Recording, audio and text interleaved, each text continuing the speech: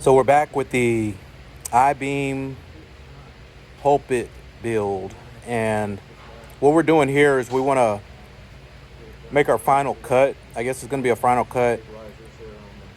Some of the things that what you want to look at when cutting your I beam are getting your mark, because this is going to be at an angle. This isn't going to be a straight cut. So generally what I've been taught, my common practice is cut at the bottom. Now on the flange, which is a flat part on the top and bottom, how it lays, the effect of that cut will affect your angle. So we're going to be going at probably a 40-degree angle. I'm not totally sure. I just eyeballed it. I didn't measure it out, get a calculation on it. I just kind of went with what felt right as far as what it should be. So what happens is when you make that angle cut, when you go across that flange, you want to start at the bottom, because you don't want to cut your web. Because if you cut your web, then it gives you a misrepresenting cut on your web. So anyway, so we're cutting it here, and we'll cut it out again, starting at the bottom, because you have more control once you get to the top. You have a lot less pop and hang once you get it cut through. So we're using a Flame Tech Scorpion. I'm not sure what model number this is. The torch. We have Flame Tech hose. We're doing our vertical cut on this I-beam.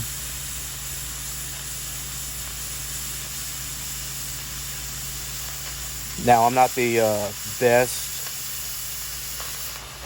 torch hand. I'm functional, but I'm not the best. This particular cut didn't allow for much comfort, and that's generally, just like welding in general, that's generally the best thing. That's what you want to go after. If you get in a place of comfort, then you can tend to have a better cut. You can tend to run a straight line, be resting, be easy on something. So I didn't totally have that. I wasn't displeased with this cut, actually, as opposed to the coping in the earlier part of this film. So we're gonna cut, and then you can, at the end of the cut, you'll notice on this one, because we're still trying to dial in, at the end of the cut, you want to leave just that little tab, so you don't have a hard drop, you don't have a hard pop or anything, when the separation comes.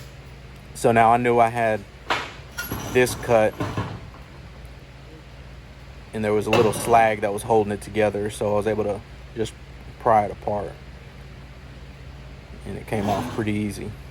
So now we're going to clean it up a little bit, get the grinder, get the torch out of the way. You don't want to ruin any of your equipment in other processes, just like you don't want to ruin you want to cut anything with your torch, any extension cords or leads or any of that. So you want to kind of clear the way. On the next step, we're going to grind down the slag, get a little smooth, see how it fits up to our plate. And I'm actually looking for plate right now. We decided on, I believe it was 1/8 inch by 12 inch, and we went about 18 inches wide. So again, we're going to find our grinding disc, get all our stuff together. We didn't have everything lined up. We weren't Martha Stewart ready or Rachel Ray ready to have everything lined up and in the oven, but we got our grinding disc. So now we'll just knock off that slag, watch the sparks. You have control of your sparks. You have control. You decide and you determine which way they go. So you want to, just like that as well, you want to throw them in a direction that's not harmful, that's not hurting anything, hurting anybody. Because ultimately, what it hits, what sparks hit, and I know I went through a couple of shirts before I came to this realization was whatever those sparks hit, they're burning. That's hot metal. They're not they're not that amber color for no reason. So if you throw those sparks back on you, that t-shirt or that shirt, whether it's a t-shirt, a FR shirt, jeans, whatever, after so long, you're going to get holes in them. So if you're throwing those sparks back at you, just keep that in mind, that you're going to run out of material at some point. So common sense, but it's not necessarily, I guess I'm not a common sense guy in that respect, but it took me a lesson to learn that.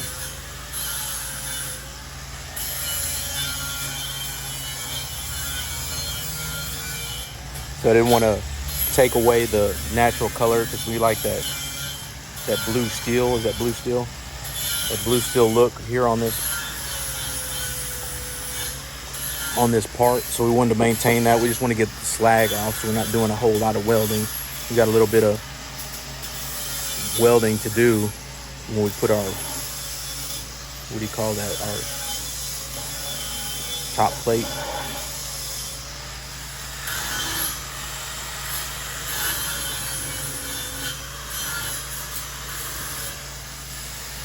Be sure you wear safety glasses. Sparks can fly, I want to say 100 yards. I heard it stated before, but they can fly 100 yards. And so if you're in a shop, be sure you have eye protection, eye glasses, safety glasses, to prevent any eye injury. It's not nice getting a piece of metal in your eye. You won't necessarily know how you got it. That might be how you get it. Standing across the room while somebody's grinding. It's possible.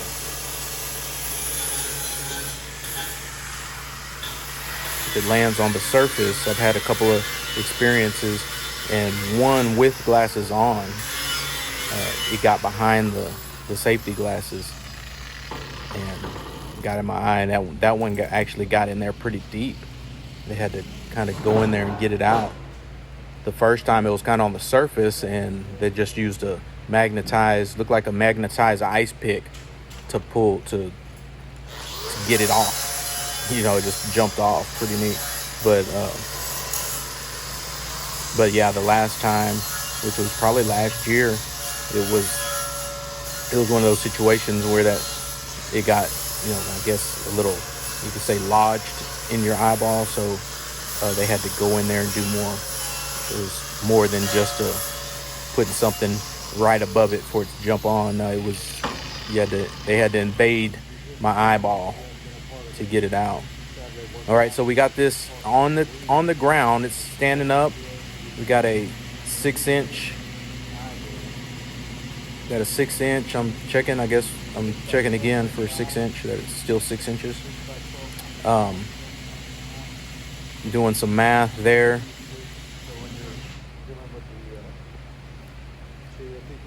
Checking to see what kind of plate we're going to put on there, and then we're going to go hunting for some plate.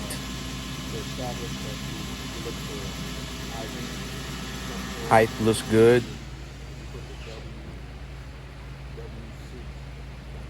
Good angle.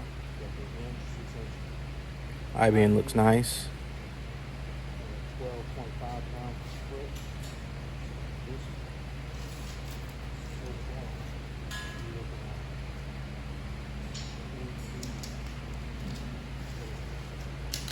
Getting some measurements.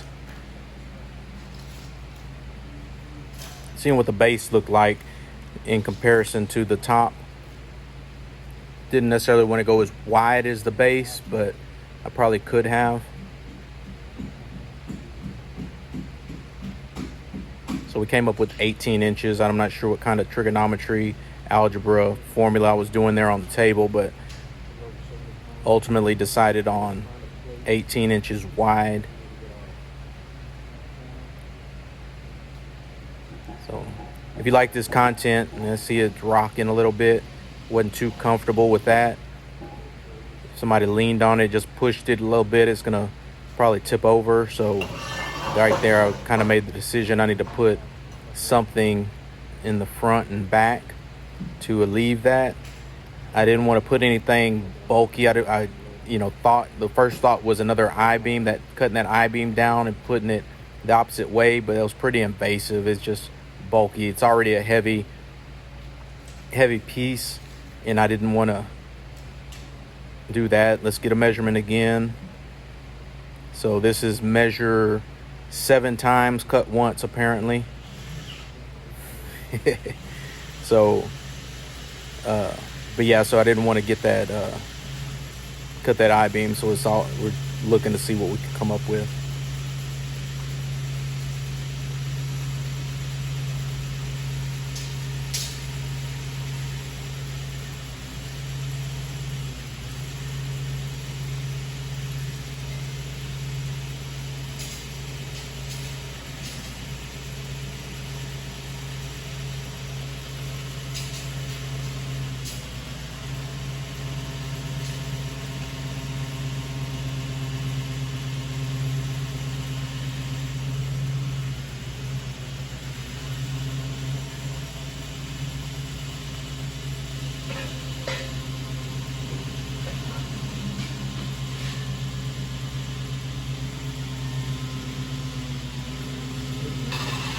There we go, we found some plate.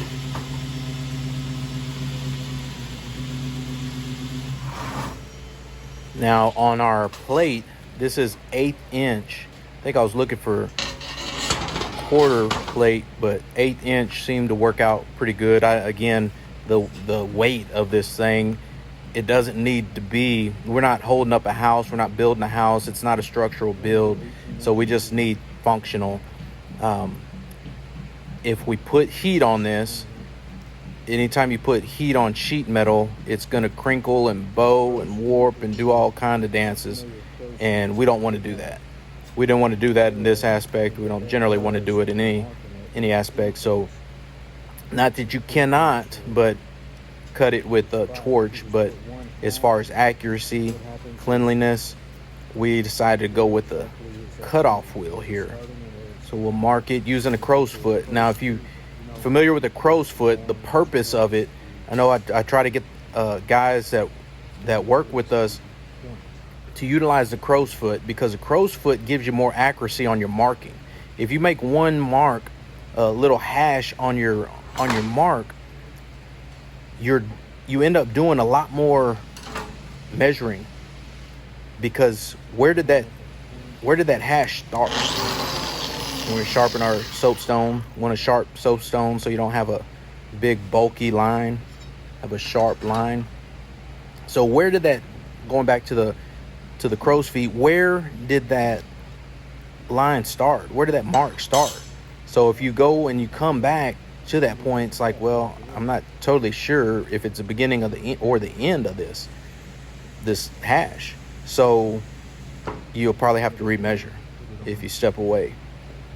And then if you put a crow's foot, you're pinpointing your mark. It's not much left to the imagination as far as where you're marking. So we get that. We'll put a little prop under there, because when you're cutting with the cutoff wheel, you want to avoid pinch points. And when I say pinch points, is as you're cutting that, you're going to end up, your material is going to end up falling, right? So if you're cutting along that line and that material ends up falling, it causes a pinch point, so it tightens up on your blade. And when it tightens up on that blade, that pinch point rejects that cutoff wheel from advancing. And that cutoff wheel, when it's rejected, is going to kick back at you. So we want to put a block underneath it, which we utilize this I-beam to help eliminate that pinch point. And just like the note from the cutting torch, that last 1/4 inch, just let it settle. The weight of it will start to fall, but it won't be a sudden, pinch point type moment. It'll just be a a slow, go, and then you can hit it one more time, or just break it off and avoid any drama, avoid any kicks or bumps or scares like that. So the other thing, when you're using a cutoff wheel or a grinder in general, the term I like to use is let it eat. Let it eat. You put that blade on there and you let it determine which route it wants to go. Don't go against the grain, and don't fight it. Don't force it one way. Just allow it to go the way it wants to go, and it'll let the tool work. Let the tool do the work. So we got it cut. We're going to put it up here, test it out. Where do we want it? How high? Okay. We're doing some more calculations. Looks good. Now we just need to get some grinding on this. Grind these edges. Eliminate these sharp edges because we don't want any cut points. So we're going to deburr it with the grinding, with the flap disc. We're actually using a flap disc 40 grit.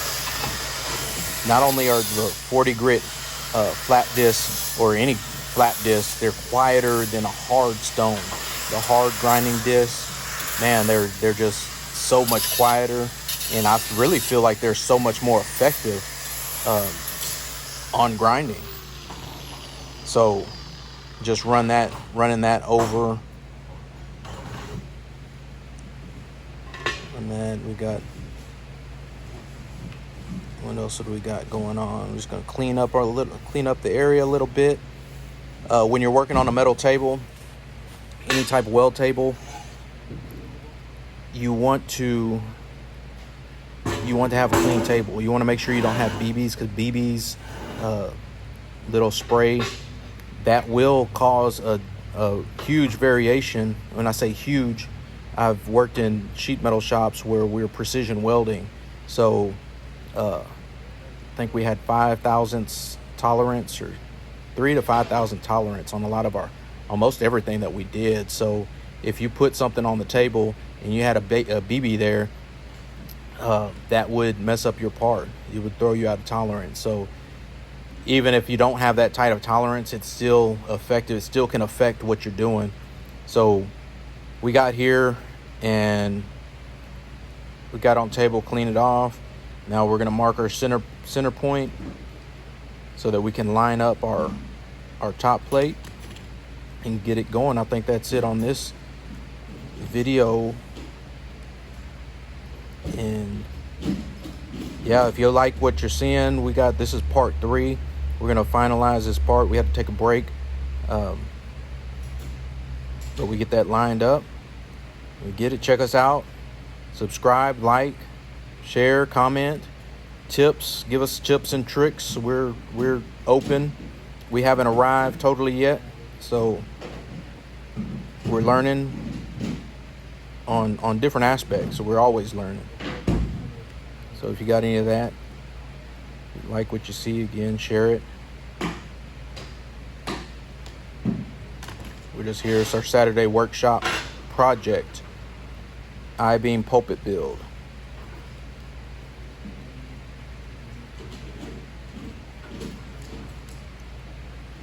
And up center point from the top and the bottom so that we don't have to wrap around, remeasure, and do all that jazz. We'll just reline our center point here and go with it.